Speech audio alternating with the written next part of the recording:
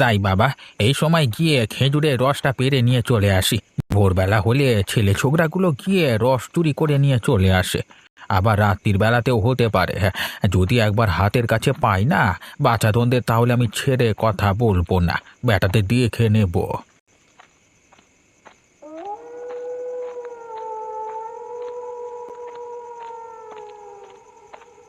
আরে আরে, কি ব্যাপার? ওই গাছের উপর যেন কেউ বসে আছে বলে মনে হচ্ছে। হ্যাঁ হ্যাঁ, ঠিক তো। আরে কে কে ওখানে বসে আছো? চুপচাপ নেমে এসো বলে দিলাম, না হলে আমি তোমাকে দেখে নেব। ব্যাটার খুব সাহস তো, এতবার করে ডাকছি তবুও নামছে না কেন? কই রে ব্যাটা, আমার কথা কি কানে যাচ্ছে না নাকি? জলদি জলদি নাম বলে দিলাম, না হলে তোর খবর আছে। এই তো ব্যাটা নেমে এসেছে।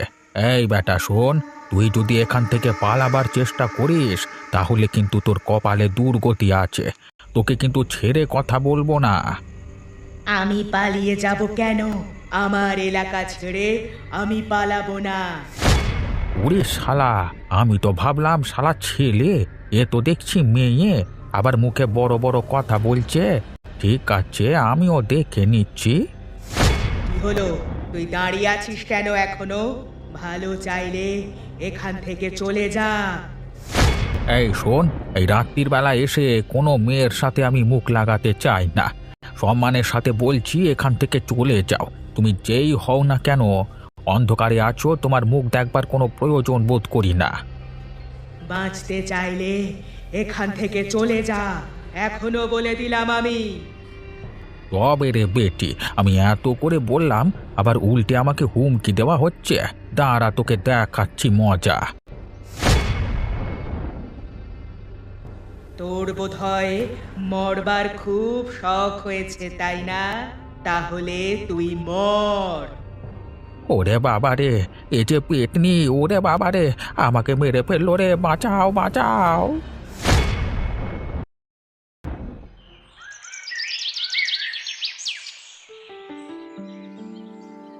সকালবেলা কি আবুল তাবুল কথা বলছো কালুয়া কাকা?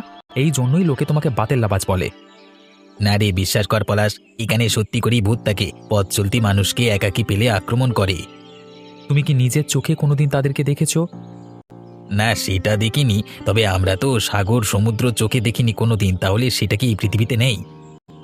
আবুল তাবুল যুক্তি দিও না কাকা। সাগর সমুদ্রের সাথে ভূতের তুমি তুলনা করছো?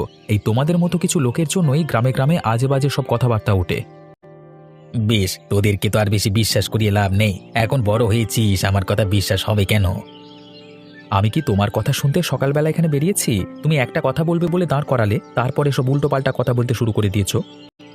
ওরে খ্যাপা, তোরা ব্যাপারটা বুঝতে পারছিস না। তোদেরকে সাবধান করা আমার কর্তব্য। তোদের তো এখন কাঁচা বয়স। এই ধর, তোদের মতো বয়সে খেজুরের রস চুরি করতে মন যায় তো। আমাদের মতো বয়সে হয়তো তুমি সেই কাজ করে থাকতে পারো, কিন্তু আমাদের সত্যি এসব কাজ করতে মন চায় না। অন্তত চুরি চামারি তো নয়। তুমি দাঁড়াও, আমি গেলাম। শুধু শুধু সকালবেলায় মাথা নষ্ট করা। এই তো, এভাবেই সকলের মাথা গুলিয়ে রাখতে হবে। হ্যাঁ, এমন ন্যাকা ন্যাকা ভান করতে হবে যেন সব দোষ এই ছোট ছেলেদের ঘাড়ে গিয়ে পড়ে। তারপর আমি মাঝখান থেকে সমস্ত খেজুরের রস চুরি করে নেব। হ্যাঁ, কেউ আমার কিচ্ছু করতে পারবে না। আর ওই ফজর চাচা, ওর কিচ্ছু করবার ক্ষমতা নেই।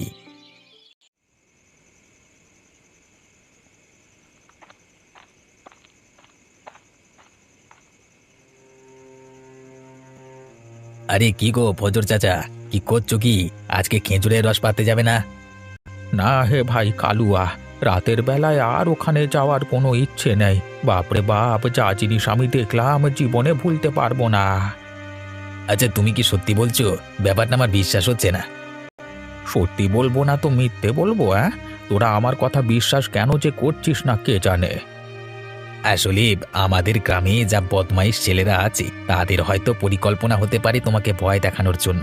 আজ কি তো পলাশকে আমি বলেছিলাম কথাটা। আসলে এটা আমি দেখতে চাইছিলাম ওটা কাদের কাজ হতে পারে।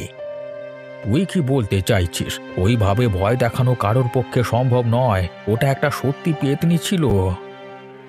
তুমি উল্টো পাল্টা কথা বলো না। তুমি আমাকে তোমার ঘোড়াটা দাও দেখি, আমি গিয়ে খেজুরের রস পেরে নিয়ে চলে আসছি। যাসনি বাপ, যাসনি। তোর কিছু হয়ে গেলে আমি কাউকে কৈফিয়ত দিতে পারবো না। কাকা, তুমি মিথ্যে মিথ্যে ভয় পাচ্ছ। এভাবে ভয় পেয়ে থাকলে তোমার কাজ কিন্তু নষ্ট হয়ে যাবে, আর হাতে টাকা পয়সা আসবে না। শেষকালে তুমি না খেতে পেয়ে পটল তুলবে। আমি কিছু বলবো না, তুই যা ভালো বুঝিস কর, কিন্তু আমি বারবার তোকে যেতে বারণ করছি, তুই আমার কথাটা দয়া করে শুনিস। ঠিক আছে, তুমি যখন বলছো আমি তোমার কথা শুনলাম। বসো তুমি, আমি এলাম।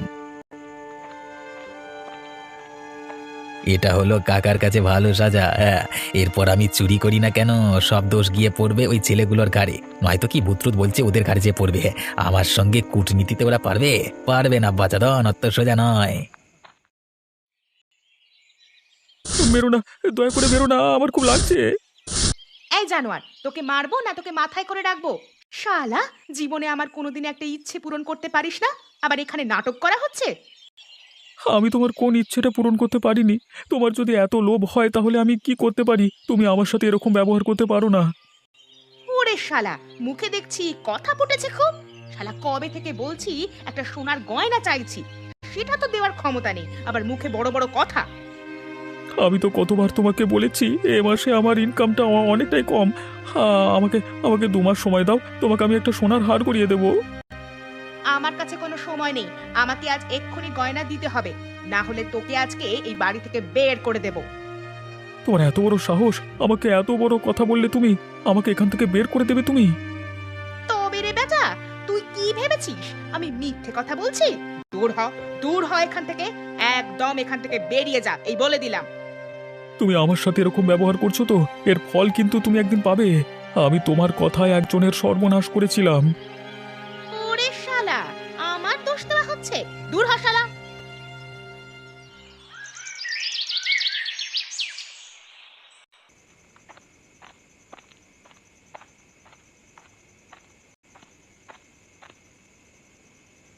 কাকা, কি করছো কাকা?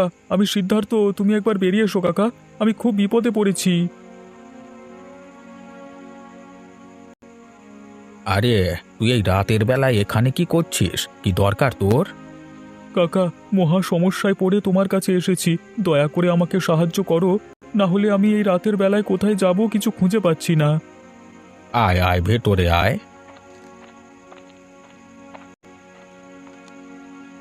কি হয়েছে বল দেখি তোর? বউ কি ঘর থেকে তাড়িয়ে দিয়েছে নাকি? হ্যাঁ কাকা, বউ আমাকে ঘর থেকে বার করে দিল। এই রাতের বেলায় কোথায় যাব, তাই জন্য তোমার ঘরে একটু আশ্রয়ের জন্য এলাম।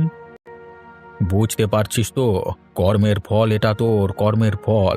তুই ভেবে দেখ, যখন আগের বউটাকে তুই এভাবে অত্যাচার করতিস, তখন আমি তোকে বারণ করতে যেতাম, তুই আমার কথা শুনতিস না। আমার ভুল হয়ে গেছে কাকা, আমি যদি তাকে আজকেও খুঁজে পাই, আমি তার কাছে ভুল স্বীকার করে আবার ঘরে ফিরিয়ে আনবো। ঘর থেকে তাড়িয়ে দেওয়ার পর তো তার আর কোনো খোঁজ খবর পাসনি? না কাকা, সে যে কোথায় গেল তার আর কোনো খোঁজ পেলাম না। সত্যি, এখন আমি বুঝতে পারছি আমি ওর সাথে কি ব্যবহারটাই না করেছিলাম এক সময়। মনে আছে, তোর বউকে আমি নিজের হাতে খেজুরের রস দিয়ে আসতাম, মেয়েটা কত খেতে ভালোবাসতো, আর তুই তখন একটা জানোয়ার হয়ে গেছিলিস। আমি কি আর নিজে থেকে হয়েছি? আমার মাথাটা তখন খেয়ে খেয়ে একদম এই অবস্থায় নিয়ে আসা হয়েছিল। আমাদের সম্পর্ক নষ্ট করেছিল এই কাকলি। আমি সব জানি, ভাবতে পারছিস এই পর্যায়ে এসে কেমন খারাপ লাগছে? সামান্য যে মাপ চাইবি, সেই সুযোগও তুই পাচ্ছিস না। আমার ভাগ্যে কি আর কোনোদিন ভালো দিন আসবে না কাকা? তুই যা পাপ করেছিস, সেই পাপ যতক্ষণ না ধুয়ে মুছে সাফ হচ্ছে, ততক্ষণ তুই নিস্তার পাবি না।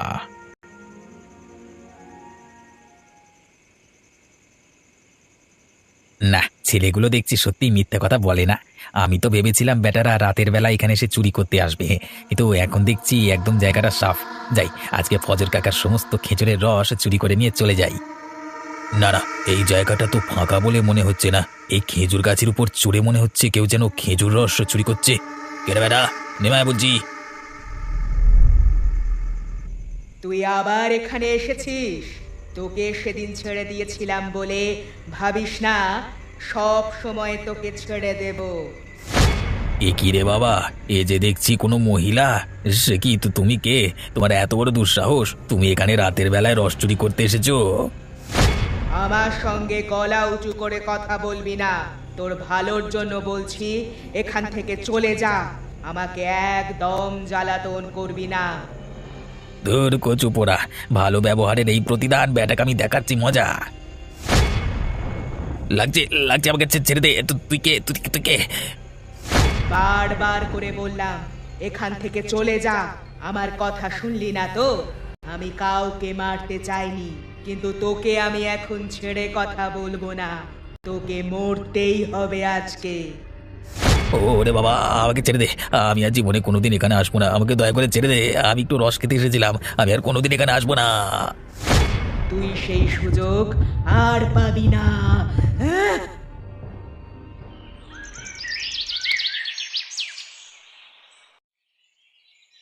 চল বাবা, আমরা বরং একবার খেজুরের বাগান থেকে ঘুরে চলে আসি। এখানে শুধু শুধু মন খারাপ করে থেকে লাভ নেই। আমার বের হতেই যেন ভয় লাগছে। যদি মুখোমুখি আবার কাকলি চলে আসে তাহলে লোকজনের সামনে অপমান করবে, আমি সেটা সহ্য করতে পারবো না। ওরে, আমি আছি, তোর কোনো চিন্তা নেই। তোকে কেউ কোনোভাবে অপমান করতে পারবে না। আমি বারণ করব তাকে। ঠিক আছে কাকা, এখানে বসে থাকলে আমি এমনিও গুমড়ে মরে যাব, তার থেকে তোমার সাথে একটু বেরিয়ে আসি, চলো। চাচা, চাচা জলদি চলো, ওদিকে যে একটা অঘটন ঘটে গেল, তাড়াতাড়ি চলো চাচা। কি হলো পলাশ, তুই এভাবে ব্যস্ত হয়ে এখানে এলি কেন? কি হয়েছে, কি আমাকে বল। চাচা চাচা, তোমার খেজুর বাগানে দেখলাম কালুয়া কাকা মরে পড়ে আছে। তুমি তাড়াতাড়ি চলো, কিছু একটা ব্যবস্থা করতে হবে। বলিস কি রে, মরে পড়ে আছে? হ্যাঁ চাচা, তাড়াতাড়ি চলো, কে যেন মাথাটা একেবারে পেছনের দিকে মুচড়ে ঘুরিয়ে দিয়েছে। সে কি রে, কে এমন কাজ করলো? সেটা আমি বলতে পারবো না। আমি সকালবেলায় ওই রাস্তা দিয়ে আসছিলাম, তখন দেখলাম লাশটা ওখানে পড়ে আছে। চল চল, ব্যাপারটা একবার দেখে আসি গিয়ে। তোমরা যাও কাকা, আমার এমনিতেই মন ভালো নেই, আমি বরং এখানেই থাকি। এই লোকটা যে কোথায় গেল? এখন কিছু অঘটন ঘটিয়ে বসলেই তো মুশকিল। যদি কিছু করে বসে তাহলে গ্রামের লোকের কাছে আমাকে যে কৈফিয়ত দিতে হবে। না না, তাড়াতাড়ি দেখি কোথায় গেল।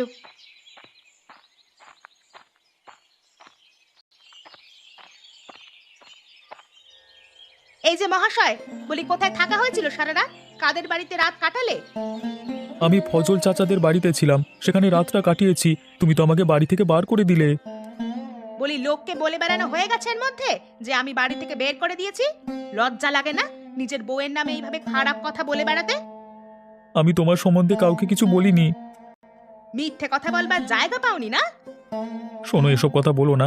একই সকালবেলায় উঠে একটা খারাপ খবর শুনেছি, তার উপর তোমার এসব আজে বাজে কথা শুনতে ভালো লাগছে না।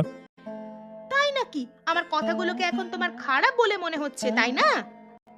হ্যাঁ, একদমই তাই। আর তুমি বেশি বাড়াবাড়ি করো না। ঠিক আছে, আজকে চলো বাড়িতে, তোমার দেখাচ্ছি মজা।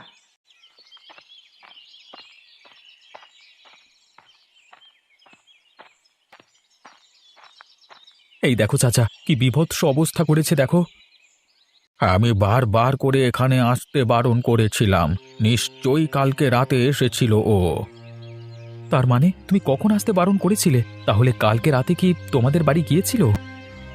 আমাকে বলেছিল রাত্রিবেলায় আমি গিয়ে খেজুর গাছ থেকে রস পেড়ে নিয়ে চলে আসবো, কিন্তু আমি যেতে বারণ করলাম, তাও আমার কথা শুনলো না। কেন, তুমি আসতে বারণ করেছিলে কেন? তাহলে তোকে বলি শোন, একদিন রাতে আমি এখানে খেজুর গাছের মাথায় একটা পেতনিকে দেখেছিলাম। আমার চোখের সামনে আসতেই আমি ভয়ে চলে গেছিলাম। আরে কালুয়া কাকা তো আমাকে সে কথা বলেছিল যে এখানে ভূত আছে, কিন্তু ও একা এখানে আসতে গেল কেন? যাই হোক যাই হোক, যা হবার হয়েছে। এখন তাড়াতাড়ি এই লাশটার একটা ব্যবস্থা করতে হবে, পুলিশ চলে এলে অসুবিধে আছে। হ্যাঁ কাকা, সে তো বটেই। খুব বাড় বেড়ে গেছে না তোর?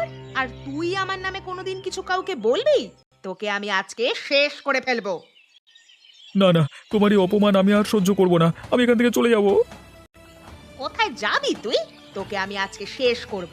এতদিন ঝাঁটা পেটা করে এসেছি তো, আজকে কাটারি করে কাটবো তোকে। তুমি কি পাগল হয়ে গেছো নাকি? তুমি এইভাবে আচরণ করছো কেন? ওরে বাবারে, মেরে ফেললো, কেউ বাঁচাও। কেউ এখানে তোকে বাঁচাতে আসবে না। আজকে তোকে আমি সোজা করে ফেলবো। মুখ দিয়ে একটা কথাও বার করলে তোর অবস্থা আমি খারাপ করে ফেলবো। না না, এখানে আর বাঁচা যাবে না, আমি এখান থেকে পালাই। তুই দৌড়ে কোথাও যেতে পারবি না। তোকে কেউ আমার হাত থেকে বাঁচাতে পারবে না। তোকে আমি শেষ করে ফেলবই। আরে বাবা, আরে বাবা, আবার এখানে কি করতে এসে পৌঁছালাম? আমার সামনেও বিপদ, পেছনেও বিপদ। এখন আমার কি হবে? শুনেছি এখানে নাকি ভূত দেখা যায় রাত্রিবেলায়। দয়া করে আমাকে ছেড়ে দাও, আমি কোনোদিন তোমাকে এড়িয়ে যাব না। আমাকে দয়া করে ক্ষমা করে দাও। বেশ, তোকে ক্ষমা করব। কালকেই কিন্তু আমার সোনার গয়না চাই। তুই কি করে গয়না আনবি সেটা তোর ব্যাপার সম্পূর্ণ। ঠিক আছে, আমি কালকে নিজেকে বিক্রি করে হলেও তোমার জন্য সোনার গহনা এনে দেবো। আমাকে ছেড়ে দাও। কি ব্যাপার? একজনকে সারা জীবনের মতো শেষ করেও তোর খিদে মেটেনি শয়তানি? ওরে বাবারে, তুই কে? আমাকে হয়তো তুই চিনতে পারবি না, কিন্তু আমি মরে গিয়েও আমার স্বামীকে ভালোবাসি, সম্মান করি। তোর জন্য আমার ঘর ধ্বংস হয়ে গেছে, তোকে আমি বাঁচতে দেব না। স্বপ্না, তুমি? আমি যে বিশ্বাস করতে পারছি না, তোমার এই হাল হলো কিভাবে? তাহলে তোমাকে আজকে সবটা খুলে বলি, শোনো। এই মেয়েটা প্রায়ই আমাদের বাড়িতে আসতো। আমি ওকে খুব বিশ্বাস করতাম। সেই কারণে তোমার আমার সমস্ত ঝগড়াঝাটির কথা একদিন আমি ওকে খুলে বললাম। তারপর একদিন আমাকে বলল, আহারে, তোমাদের অবস্থা দেখে খুব কষ্ট হচ্ছে। আজকেও তো মনে হয় স্বামী ঘর থেকে বেরিয়ে গেছে। তোমাদের মধ্যে যা অশান্তি সৃষ্টি হয়েছে, এই অশান্তি যে কবে বন্ধ হবে কে জানে। কিন্তু আমি কি করব বলো দিদি? তুমি একটা উপায় বলো। আমার যে আর ভালো লাগছে না। শুধু শুধু আমাকে সন্দেহ যে কেন করে ও। মনে হচ্ছে এর পেছনে কোনো একজন লোক আছে যে প্রতিনিয়ত তোমার স্বামীর মাথা নষ্ট করে যাচ্ছে আজে বাজে কথা বলে। কিন্তু আমি কি করব? আমার যেভাবে ঝগড়ার মধ্যে থাকতে আর ভালো লাগছে না। তুমি আমার সাথে এক জায়গায় যাবে? একটা তাবিজ করে যদি তোমার স্বামীর হাতে পরিয়ে দেওয়া যায় তাহলে খুব ভালো হবে। দেখবে ধীরে ধীরে তোমার স্বামী শান্ত হয়ে গেছে। ঠিক আছে দিদি, তাই যদি হয় তাহলে চলো যাওয়া যাক।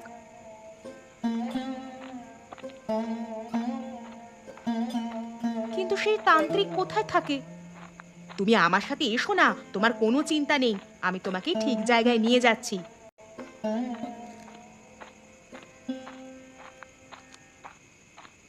তুমি আমাকে কোথায় নিয়ে এলে দিদি? এখানে তো কেউ কোথাও নেই।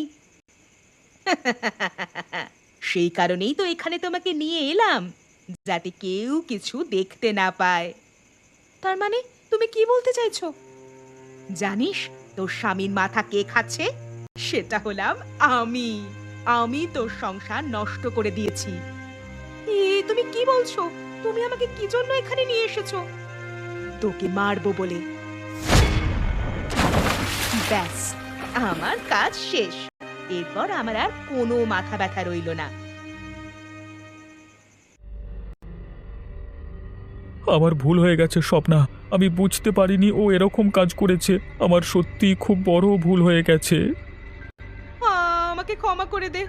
আমি আর জীবনে এরকম কাজ করব না। তুই ক্ষমার অযোগ্য। তোর বেঁচে থাকার কোনো অধিকার নেই। তোকে আজকে শেষ করে ফেলবো। ওকে মেরো না, ওকে ছেড়ে দাও। কেন রে? ওর জন্য তোর খুব দরদ দেখছি। তুইও কি আমাকে মারবার পেছনে যুক্ত ছিলিস? কম কষ্ট তো আমাকে দিসনি। দাঁড়া, আগে একে মারি, তারপর তোকেও শেষ করব। আমাকে দয়া করে ছেড়ে দাও, আমি এসবের কিছুই জানতাম না। বেঁচে থেকেই বা তুই কি করবি? আমি সারা জীবন এখানে ভূত হয়ে ঘুরে বেড়াবো, আর তুই মানুষ হয়ে আনন্দ করে বেড়াবি। আর এখন তো আমি তোর উপকারই করলাম, তোর এই বউকে শেষ করে দিয়ে। না না, আমি সারা জীবন কষ্ট পাবো। তোমার সঙ্গে যে আচরণ আমি করেছি, সেই আচরণ আমি কোনোদিন ভুলতে পারবো না। কিন্তু আমিও যে তোকে ছাড়া থাকতে পারবো না, তাই তোকে যে মরতেই হবে। তোকে আমি আজকে শেষ করে ফেলবো।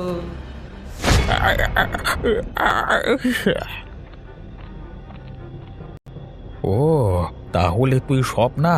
আমি সত্যি বুঝতে পারিনি প্রথম দিন। তোকে দেখে আমি খুব ভয় পেয়ে গেছিলাম। আমাকে ক্ষমা করে দিস। তুমি রাতের বেলায় এখানে এসো না। তুমি তো জানো আমি খেজুর রস খেতে পছন্দ করি। আমি রাতের বেলায় এসে তোমার গাছ থেকে খেজুরের রস খাবো। তুমি আমাকে বাধা দিও না। ঠিক আছে, আমি বাধা দেব না। তুই তোর মতো থাক মা, বেঁচে থাকতে অনেক কষ্ট পেয়েছিস তুই।